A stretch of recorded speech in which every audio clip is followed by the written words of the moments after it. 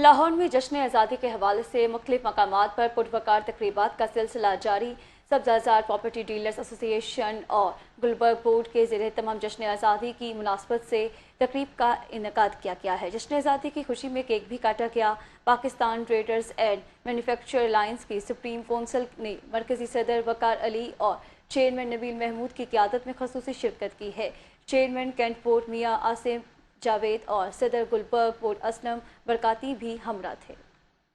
سبزہ property dealers ایسوسی ایشن کی تقریب میں صدر مہر شہباز سرور، افتخار علی، سمیر علی، حسن علی، تبسم بخاری، چودھری فیاض، بشارت ڈوگر، رضا خان، عبدالرزاق، شیخ شفقت، محمود احمد، مہر کاشف، میاں رزاق، مہر فواد، میاں ظف، میاں اکرم سمیت تاجر برادری نے شرکت کی ہے۔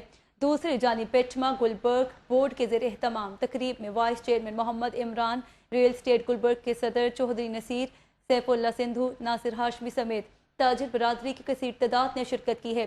پاکستان کی سلامتی، ترقی، خوشحالی اور استحکام کے لیے خصوصی دعائیں بھی کی گئی ہیں۔ تاجر رہنماؤں نے بھی ملک کی ترقی و معاشی استحکام کے لیے اپنا کردار مزید مؤثر انداز میں جاری رکھنے کے عزم کا اظہار کیا ہے۔ فضا پاکستان زندہ باد کے نعروں سے گونج اٹھی ہے۔